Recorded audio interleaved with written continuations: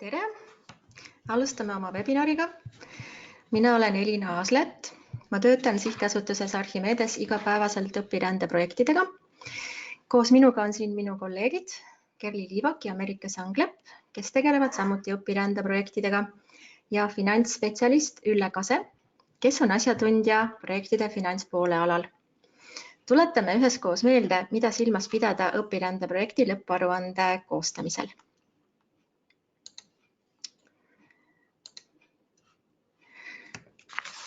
Kui teil tekib webinari käigus küsimusi, siis võite need kirjutada oma ekraanil näha oleva paneeli allosas asuvasse kastikesse sõna question alla ja meie püüame neile jooksvalt kirjalikult vastata.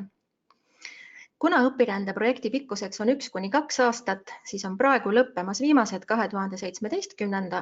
aastal alanud projektid ja lühemad 2018. aastal alanud projektid. Kui te olete varem Erasmus+ õpirändeprojekti lõpparuannet koostanud, siis te täna ilmselt midagi uut ei kuulegi. Aga panen küll kõigile südamele,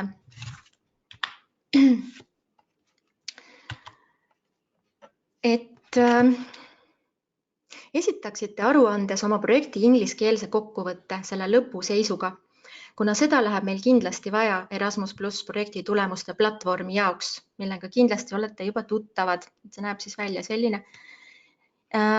Sest kui te olete saanud projekti rahastuse, siis on seal üleval ka teie projekti ingliskeelne kokkuvõte, mis on pärit teie projekti taotlusest.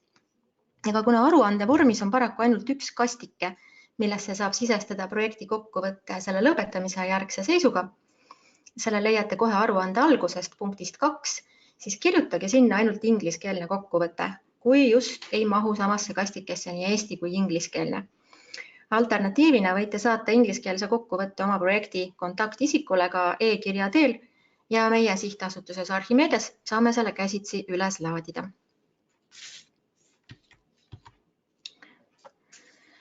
Projekti lõpparuanne täidetakse ja esitatakse niisiis veebikeskkonnas Mobility Tool+, millega te kindlasti olete juba hästi tuttavad.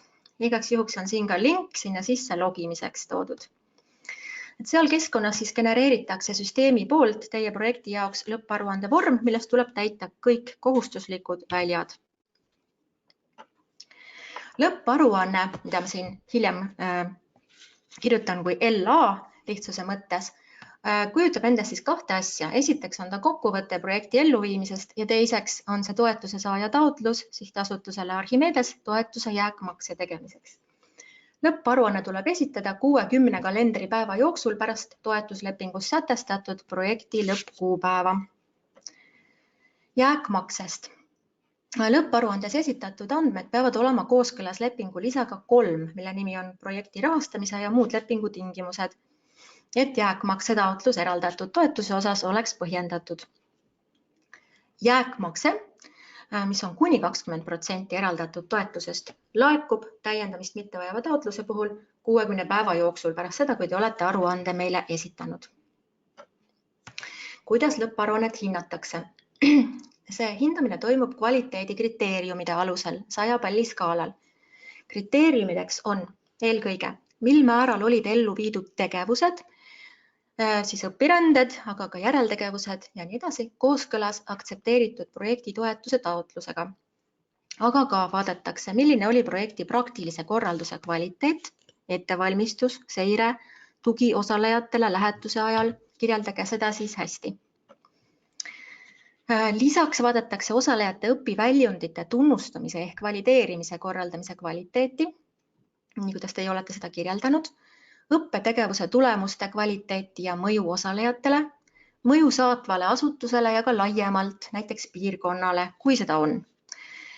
Kuidas asutus õpirännete tulemusi tutvustab? Levitustegevustest palume kirjutada põhjalikult, millised neist on juba ellu viidud, võite mainida ka neid, mis on veel tulemas. Kirjutage ka levituse sihtgruppidest, kes need on, kui suured need on. Toetust võidakse vähendada mõningatel juhtudel.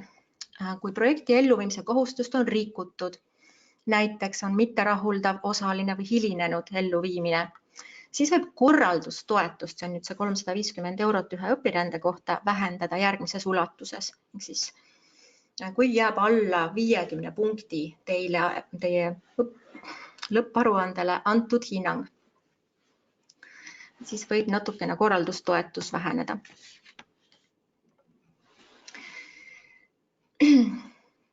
Toetussumma vähendamise otsus võidakse teha ka mitmesuguste muude infoallikate põhjal, kui lõpparuanne, näiteks osalejate tagasiside küsimustikud ja ka seirekülastused toetuse saanud kooli või asutusse ja muud kontrolltoimingud.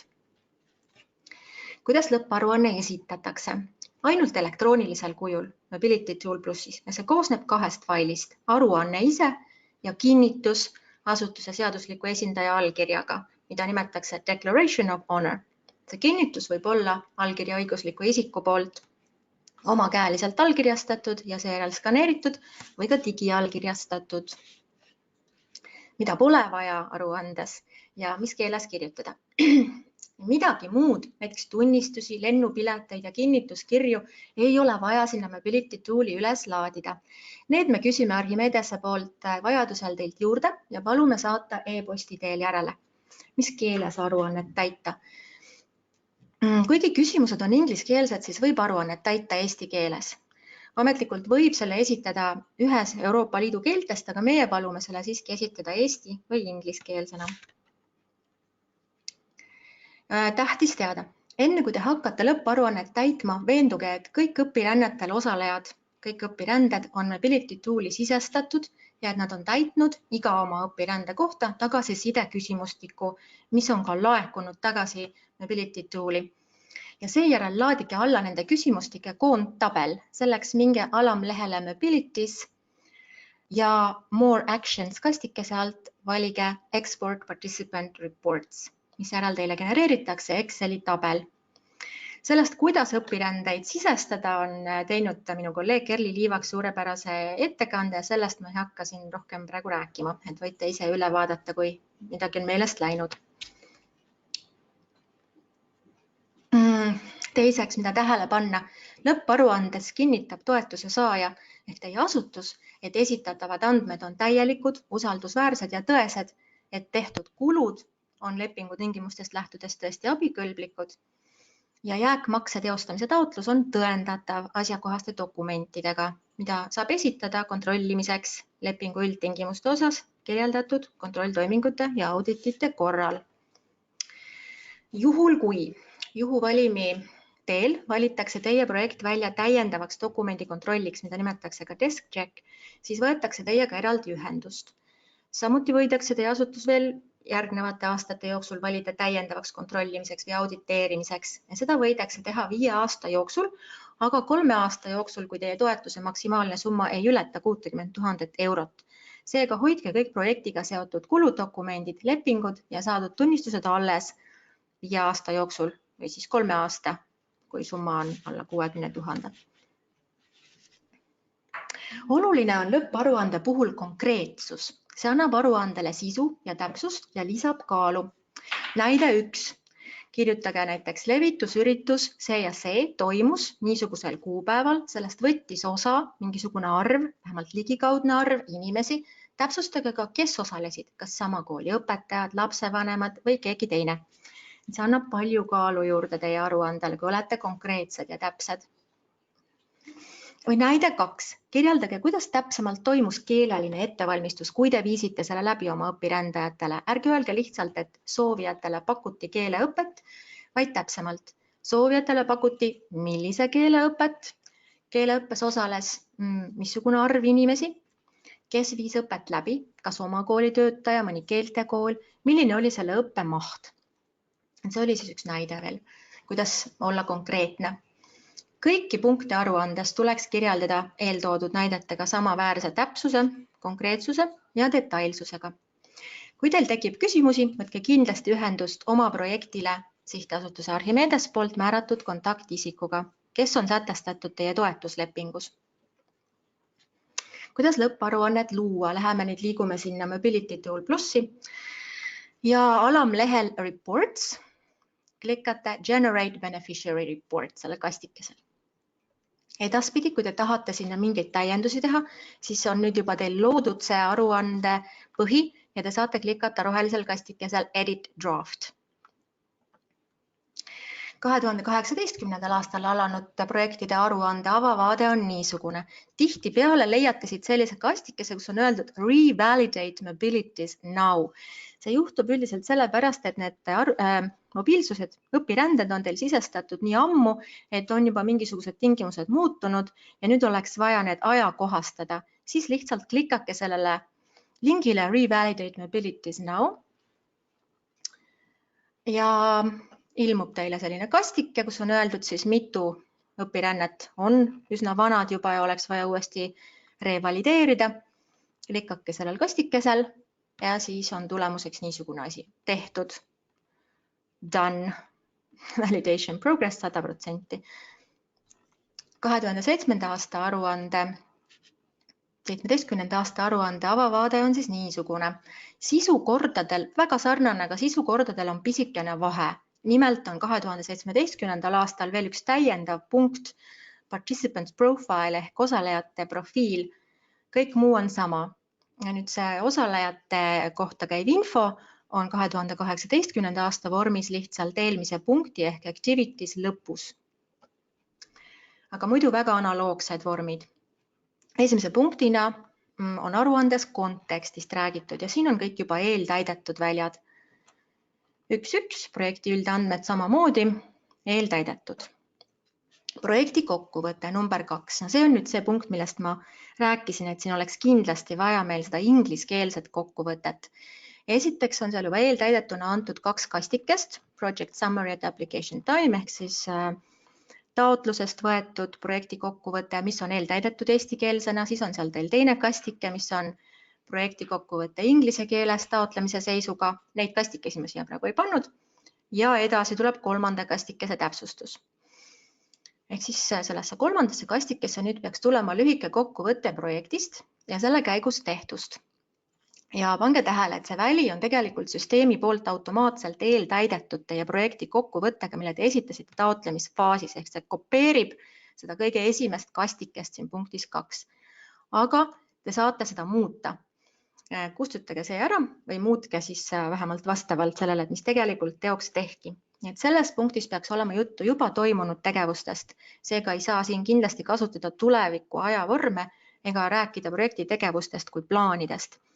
Ja peamised aspektid, mida selles punktis käsitleda tuleks, on siis siin toodud. Lugege see läbi. Ja veel kord tuletan meelde, et täitke see väli kindlasti inglise keeles, kuna siit võetakse see kokkuvõte ja laetakse üles Erasmus+ projekti tulemuste andmebaasi, mis asub sellel aadressil. Kui mahub, kui te oskate lühidalt kirjutada oma projekti kokkuvõttest, siis kirjutage sellesse kasti nii eesti kui ingliskeelne toimunud projekti kokkuvõte. Aga kui mõlemad ei mahu, siis palun ainult ingliskeelne, kuna seda läheb kindlasti vaja. Ja alternatiivina või kui te unustate ära selle ingliskeelse siia panna, siis võite sellega e-postiga pärast järele saata. Edasi järgmine punkt on osalevad organisatsioonid, mille te olete ise juba täitnud ära. Eeltäidetud siis. Järgmine punkt on projekti elluviimine. Nii, siin on kõik ka mul ilusasti selgitatud, mida selles punktis oodatakse. Esimene punkt, mil määral saavutati rahvusvahelise koostöö arengukava ehk European Development Plan eesmärgid. See on nüüd see arengukava, mille te kirjutasite taotlusesse. Siis vaadake, võrrelge oma taotlusega, kui palju sai teoks tehtud, kuidas nende saavutamiseni jõuti. Ja siinkohal tuleb kommenteerida ka neid eesmärke, mida ei õnnestunud saavutada, kirjeldada kordaminekuid, mis ületasid esialgseid ootusi.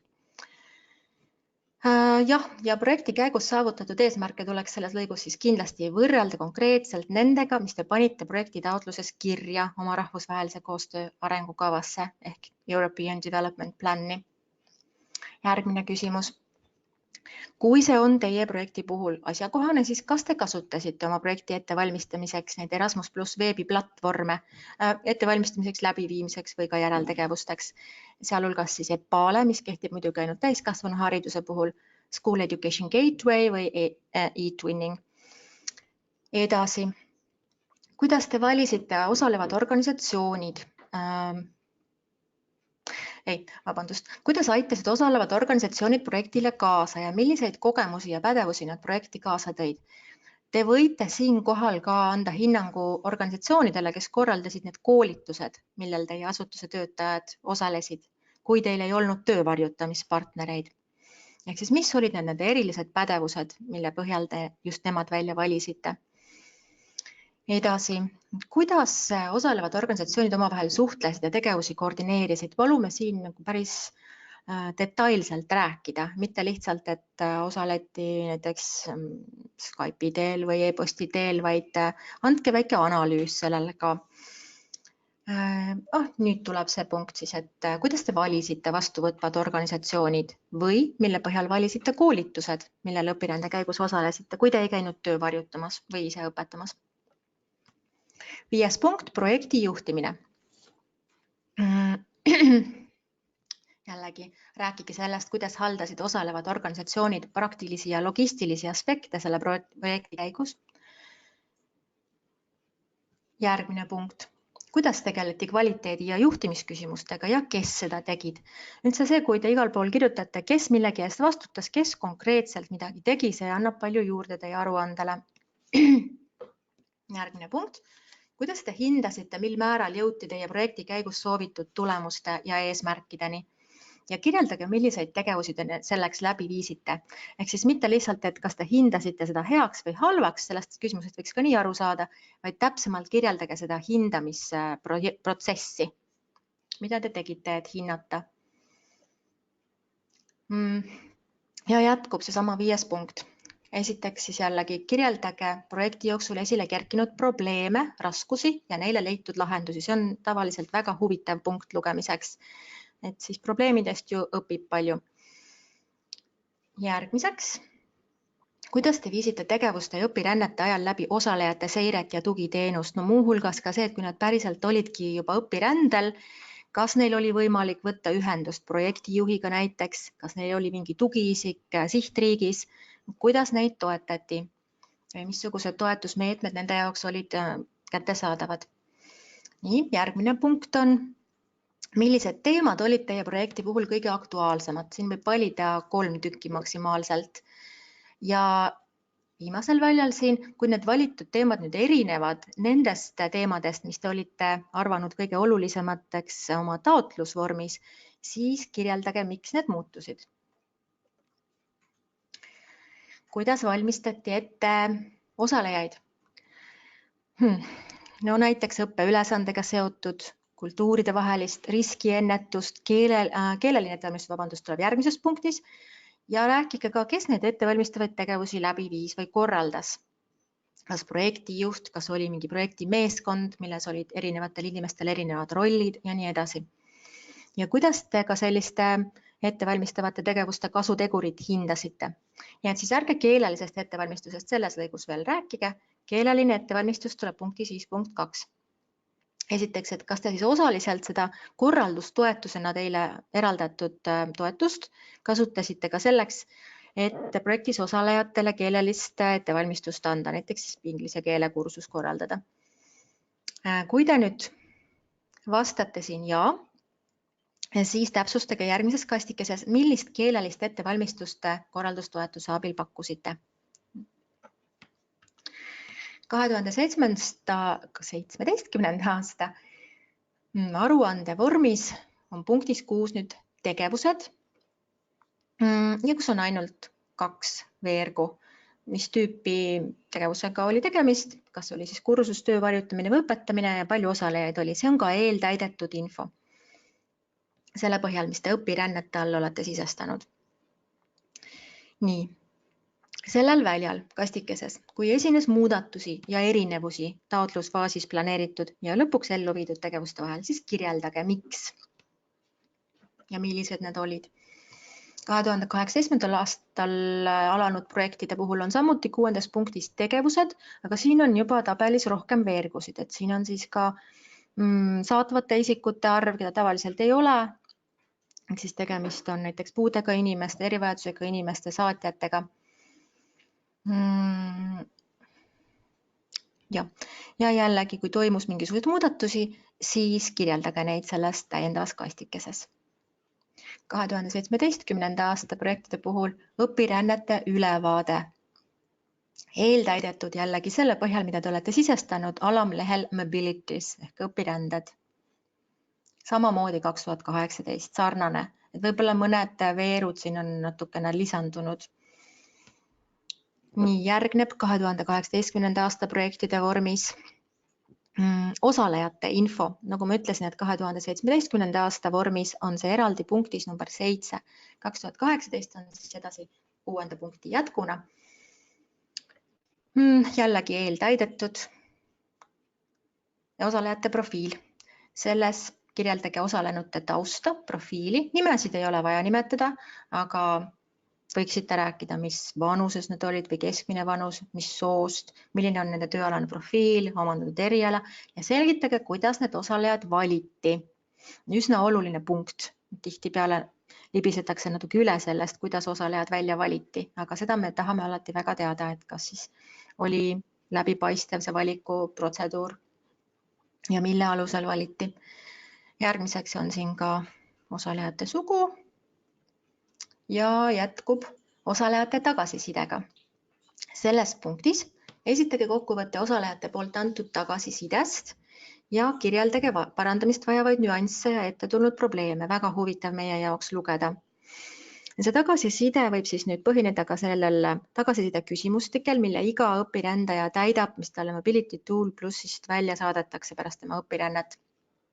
Siin on nüüd eeltäidetud mõned väljad jällegi, et osalejate tagasiside laekumise protsent, kas kõik on täitnud, kas on 100% laekunud kõikide küsimustikud ning ka sealt osalejate tagasiside küsimustikest on mõned indikaatorid siin välja toodud ja jällegi eeltäidetud juba, kui rahul olid inimesed oma õpirändega. Siia on siis nüüd pandud protsent selle põhjal, et kui paljud need, kes õpirändel käisid, olid vastanud, nad olid väga rahul või nad olid üsna rahul. 2017. aasta vormis on siis eraldi punkt number 7 osalejate kohta. Jällegi väga sarnane, osaväljad on eeltäidetud ja kui on kastike, siis ma olen siin ka öelnud, mida sinna võiks kirjutada. Jätkub 2017. aastal see osalejad sihtriikide kaupa, osalejate tagasiside analoogselt 2018. aastaga. 2018. aastal nüüd järgnev punkt number 7 on õpiväljundid ja mõju. Õpiväljundid, ka selline punkt, mille peal tuleb rohkem mõelda. Palun kirjeldage iga ellu viidud õpirände puhul, milliseid pädevusi, näiteks teadmised, oskused, suhtumised, käitumisviisid teie projektis osalejad ehk siis õpirändajad omandasid või parandasid. Kas need vastasid planeeritutele? Kas need vastasid nendele, mida te olite ette näinud, kui te kirjutasite taotlust? Kui need olid erinevad, siis selgitage, miks need on erinevad. Ja siinkohal võite te võtta oma kirjelduse aluseks, nende õpiväljundite aluseks, osalejate aruannete tulemused. Aruannete all peame silmas siis neid Mobility Tool Plussist välja saadetud ja teie poolt tagasi laekunud tagasiside küsimustikke. Ja jällegi on nendest küsimustikest, mis on laekunud, võetud mõned indikaatorid ja eeltäidetud selline tabel. Et näiteks, kui paljud inimesed arvavad, et nad on nüüd tänu sellele projektile parandanud oma karjääri võimalusi ja nõnda edasi.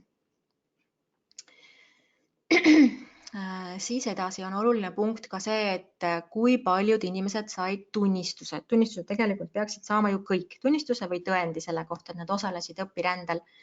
Ja ka pidite valima, mis tüüpi tunnistuse nad said. Kas siis näiteks kursuse korraldaja tunnistuse või Europassi õpirände tunnistuse. Siin te peate ka ütlema, kas kõik osalejad on saanud tunnistuse. Ehk siis see recognition siinkohal tähendabki, kas nad on saanud tunnistuse. Tunnustuse. Üks tähe vahe, aga põhimõtteliselt seda mõeldakse. Kas on saadud tunnistus või tõend.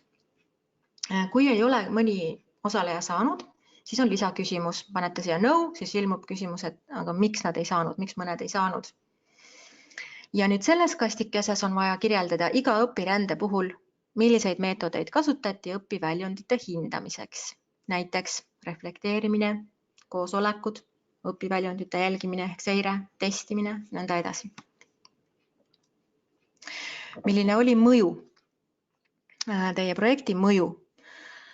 osalejatele ja ka laiemalt. Ehk siis siin kastikeses kirjeldage mis tahes mõju osalejatele, nendele inimestele, kes käisid õpirändel teie asutusest, aga ka osalevatele organisatsioonidele, teie omale ja võib-olla ka partnerorganisatsioonidele, sihtgruppidele, teistele huvipooltele. Sealhulgas võite mainida kohalikku mõju, regionaalset, riiklikku, Euroopa või ka rahvusvahelise taseme mõju, aga need ei pruugi kõik teie projekti puhul kehtida. Et kui on väga väikese mahuline projekt, siis saame aru, et ei ole näiteks riiklikul või Euroopa tasemel mõju. Et sel juhul ei ole vaja seda ka sule peast välja pigistada. Lähemalt kirjeldage, tooge näiteid, kuidas parandas projekt osalevate organisatsioonide, ehk siis eelkõige teie asutuse, tavategevuste kvaliteeti, kuidas rakendati igapäevasesse töösse neid tulemusi.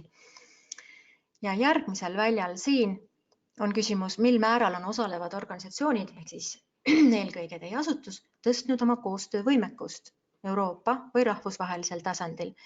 Kas tunnete ennast kuidagi võimekamana suhelda välismaalastega, välismaa partnerasutustega?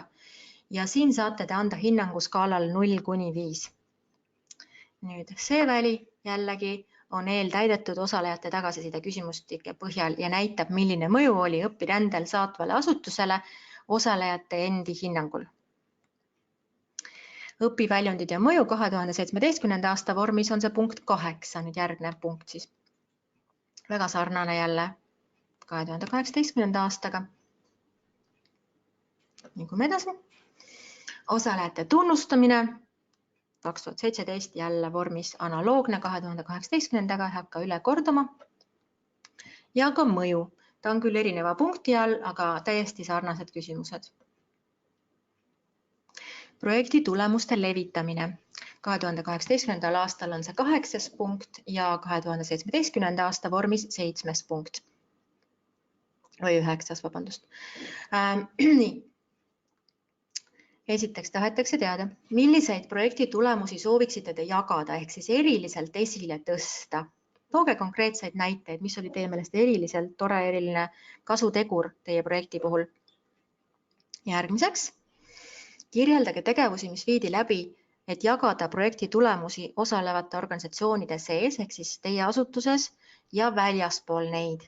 Ja kes olid teie levitusürituste sihtrühmad? Ehk siis äkki osalesid mingitel seminaridel, aruteludes, suvepäevadel, enda asutuse siseselt võib-olla korraldasite projektipäevi, kõiksugused erinevad viisid ja võiksite öelda vähemalt kuu täpsusega, kui te ei oska öelda kuupäeva täpsusega, millal neid tehti, kes olid siis need, kellele jagati, kas õpilased, õpetajad, kolleegid, lapsevanemad ja nii edasi.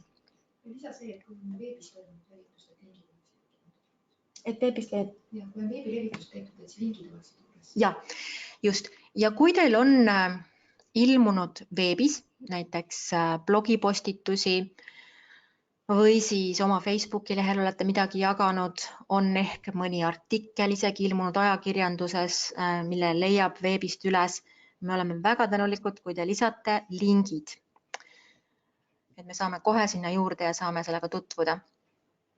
Järgmise punktina selgitage, kuidas on osalejad, konkreetselt osalejad, kas või üksikisiku tasandil jaganud saadud kogemusi kolleegidega teie asutuses või väljaspool seda. See võib olla ka mitteformaalselt toimunud. 2017 projekte puhul siis analoogselt, ainult et järgmine punkt, number 9. Ja 2017. aasta projektide puhul on siin täiendav küsimus. Kas te kasutasite veebiplatvormi Epale oma projekti tulemuste levitamiseks? Kui jah, siis selgitage, kuidas. See kehtib muidugi ainult täiskasvanu hariduse projektide puhul, aga 2018. aasta vormist on see küsimus välja jäänud. Eelarve on eeltäidetud kõik need väljad. Siin ainult see on siis kujunenud selle põhjal, mida te olete sisestanud alamlehel Mobilities oma konkreetsete õpirännete kohta. Ja siin on küll mõned kastikesed, kuhu saab midagi ka lisada. Nagu öeldud, eelarvetabel on eeltäidetud juba, Aga kui te märkate, et siin kuvatavates andmetes esineb vigu, siis on midagi järelikult seal konkreetsete õpirännete all valesti sisestatud, näiteks vale päevade arv või vahemaa või on unustatud üldse sisestada kursuse päevade arv, mille alusel arvutab süsteem kursuse tasude toetuse suuruse, mis on ära kasutatud. Aga seda jällegi, kuidas sisestada Mobility Tooli korrektselt õpirändeid, näeb minu kolleegi Kerli Liivaku esitlusest, mille lingi ma siin veel kord ära toon. Et sellest me praegu täpsemalt ei räägi. Ja selles lahtris siin saate te panna kirja teie lisakommentaarid ülaltoodud arvude kohta. Näiteks kui kohandatud summa ehk adjusted amount esineb arvutatud summast calculated amount, siis tuleks kommenteerida, millest see tingitud on, millised muudatused toimusid. 2018. aasta aruande vormis on siis punkt 9 eelarve. Jällegi sarnane, kuigi siin mõni väli on natuke teistmoodi, et mõnel pool on näiteks toodud saatvad isikud tabelis ka ära ja siin on juba sisse kirjutatud, et erikulude puhul, mida eraldatakse mõnedes riikides, kus on tohutult suured riigisisesed transpordikulud, et siis teie projekti puhul ei kehti üldse selline toetusliik. Nii, eelarve jätkub, kõik on eeltäidetud, jällegi mõned lõigud siin, mõned sektsioonid ei kehti teie projekti puhul arvatavasti. 2017. aasta vormis on eelarve 10. punktis, jälle kõik analoogne. Jah. Kas sa lisaksid, et korralduskulu lisatakse eraldi, siis praegu tundub, et ainult õpirännet korralduskulu on eraldi. Just, et selle ma jätsin küll oma esitlusest välja, sest mõtlesin, et sellest on parem, kui teile räägib meie finantsspetsialist, et on üks väli, mille te peate täitma ise alamlehel budget ja see on korralduskulu toetus. Ehk siis korralduskulu, mida tegelikult on iga õpirände kohta ette nähtud ja teile eraldatud 350 €. Saate te käsitsi sisestada nüüd alamlehel budget. Kõik muu on seal eeltäidetud. Aga selle korraldustoetusega saate te nii-öelda natuke mängida, et kui te näete, et te olete kusagil üle kulutanud, teil on näiteks läinud kallimaks reisikulud, sest olete vahetanud riiki, kuhu sõitsite ja sinna lihtsalt oli kulukam minna või on teie mõni õpiränne osutunud pikemaks, kui see pidi algselt olema. Et sel juhul olete te ilmselt võtnud lisarahastust sealt korraldustoetuse arvelt ja sel juhul ütleme, et teil oli 2 õpirännet, muidu saaksite te sisestada 2 korda 350 ehk 700 € ära kulutatud korraldustoetuseks, aga nüüd, kui teil läks kuskilt mujalt rohkem raha, siis te võite tasaarveldust teha just selle korraldustoetuse arvelt ja panna sinna natuke väiksema summa, nii et lõppkokkuvõtteks jääks teie alamlehel budget näidatav ära kasutatud toetussumma 100% peale ja ei ületaks seda 100%. Mm-hmm. 2017. aasta projektis on veel 10. punkti lõpus erikulud,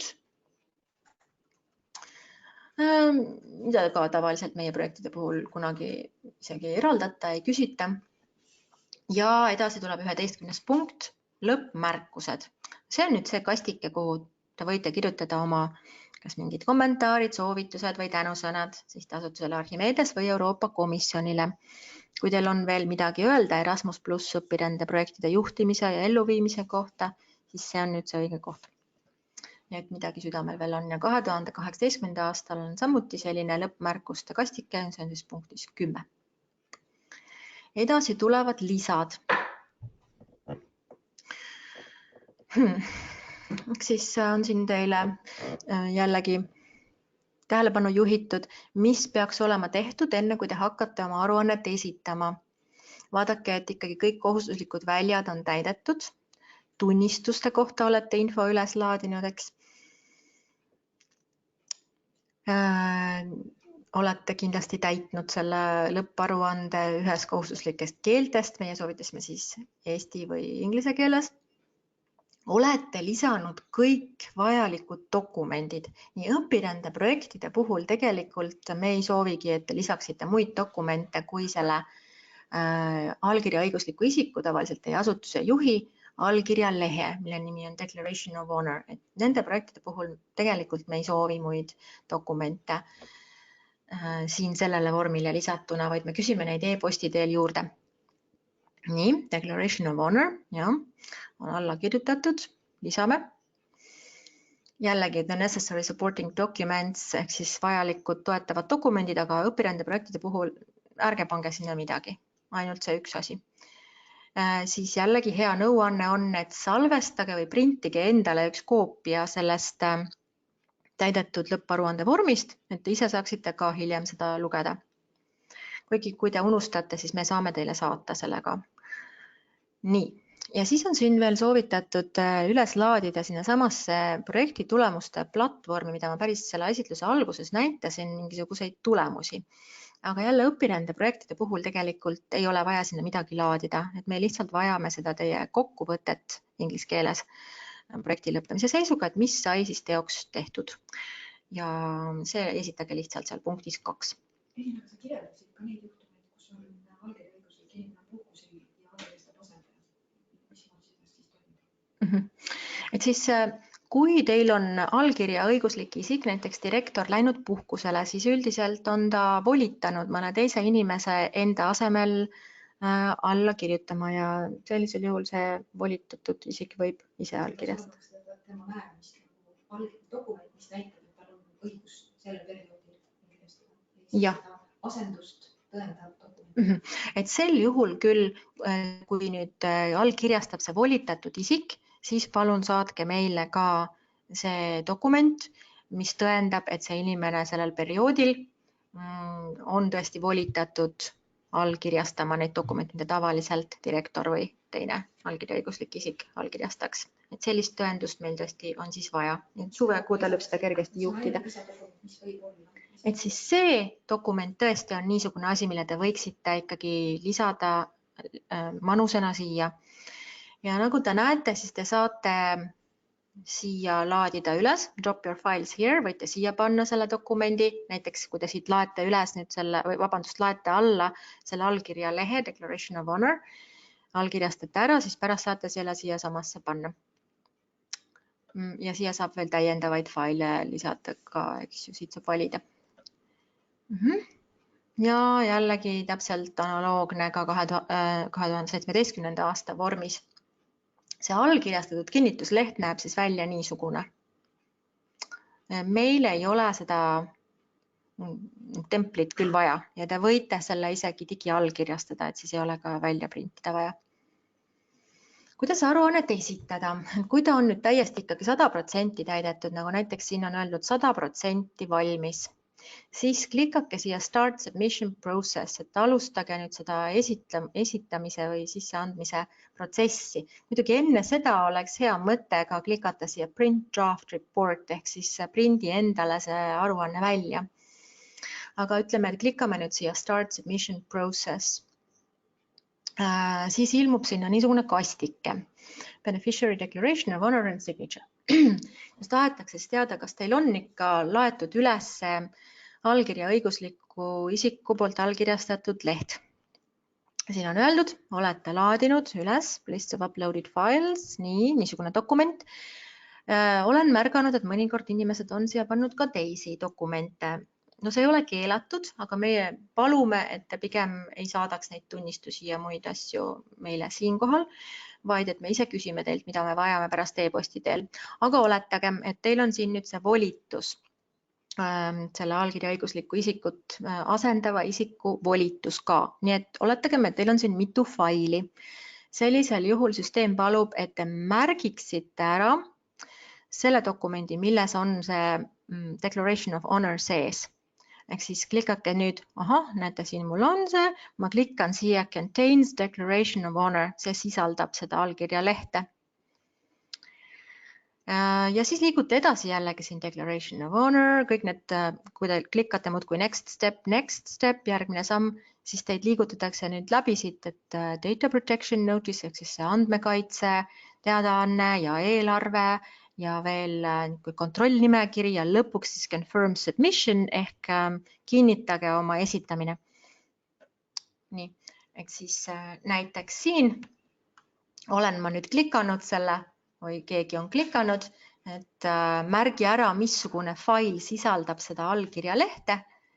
Ja siin nüüd on nii, et kui ma tahaks, mul läks valesti, siis ma võiksin siin panna unmark, et see ikka ei ole see, tahan mingile teisele panna selle märgi. Aga praegu on ilusti õige fail märgistatud ja nüüd saangi edasi liikuda jälle next step, mis siis antud juhul on data protection notice ehk andmeside teadaanne. Panen siia accept, aktsepteerin selle, lugege läbi ka ikka.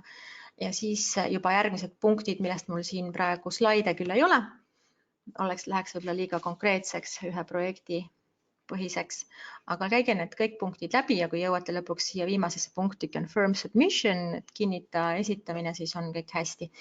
Siis jõudu tööle teile sellega, loodetavasti on kõik hästi selge, aga kui on veel jäänud mõni küsimus õhku, siis me nüüd 10-15 minutit ootame veel teie küsimusi ja vastame neile. Vastan tähendab, ütlen ainult ühe kommentaari. Tere, minu nimi on Merike Sandlõpp, et minu käest tihtipeale on ka küsitud, inimesed on hädas olnud, et neil näitab, et see submission ei ole nagu 100%, et mis nüüd lahti on, et mis häda on. Ja üldiselt ka 100% tavaliselt on selle põhjuseks olnud see, et mingi kohustuslik väli, kui panite tähele, siis seal aruande vormis on kohustuslikud väljad, kohustuslikud valikud, mis tuleb kindlasti ära teha. Et enamasti on põhjuseks olnud see, et kusagil on jäänud linnuke tegemata, mingi kohustuslik väli on jäänud nagu märkimata. Et sellisel esimese asjana, kui teile tundub, et aruanne on juba täiesti täidetud ja kõik peaks nagu okei olema, aga ikkagi see protsent ei ole 100 ja teil esitamine ei õnnestu, siis kõigepealt kontrollige ikkagi sama vorm uuesti üle ja vaadake, kas kõik kohustuslikud väljad on täidetud ja kõik linnukesed on olemas ja see oranžikas punane kiri, mis ütleb, et see on kohustuslik väli, et see on kadunud, et enamasti on see põhjuseks. Üks selline lisamärkus siia juurde. Aga nüüd ootame teie küsimusi.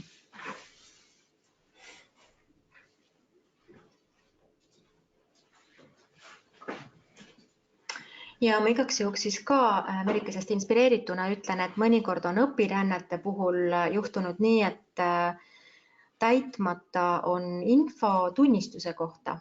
Et siis seal, kuhu saab panna lausa iga õpirände kohta kuni 3 erinevat tunnistust, märkida, mis tüüpi see oli, siis näitab seal, et 0 ja siis seega kindlasti täitke ära.